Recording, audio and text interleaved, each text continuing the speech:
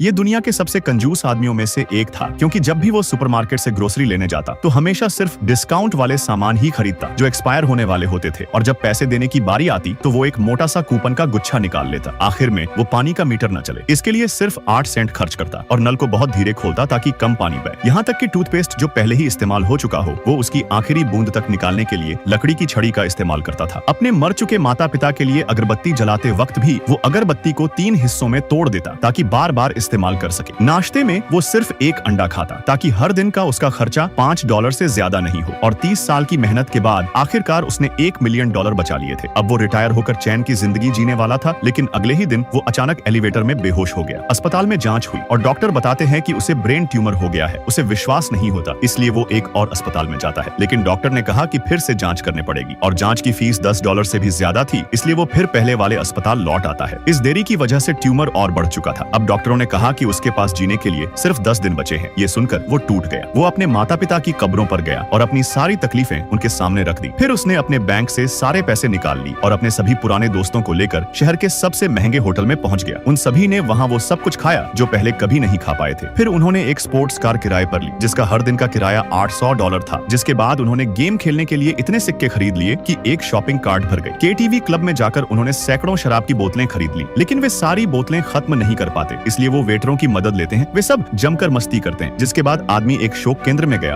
और अपने लिए सबसे बड़े कब्रिस्तान का प्लॉट चुना, और नरक की बैंकों के लिए वो $1 लाख का खर्चा करता है। फिर वो आदमी दफनाने से पहले लगाए जाने वाले मेकअप की सेवा को खुद पर आजमाता है। जिसके बाद आदमी अपने आखिरी बचे दिन में घर लौटता है, लेकिन उसने वहाँ एक एक्सपायर हैम सॉसेज देखा और तुरंत उसे खाने लग गया। अगले ही पल उसे चक्कर आने लगे और वो बेहोश हो गया। उसके दोस्त उसे फौरन अस्पताल ले गए, और जब उसकी आंख खुली तो डॉक्टर उसे बताते हैं कि ब्रेन ट्यूमर का पता लगाने वाली मशीन में गड़बड़ी थी। असल में उसे कोई ट्यूमर नहीं था। जो भी लक्षण थे जैसे उल्टी और बेहोशी, वो सिर्फ पुराने खराब खाने की वजह से फूड पॉइजनिंग हो गई थी।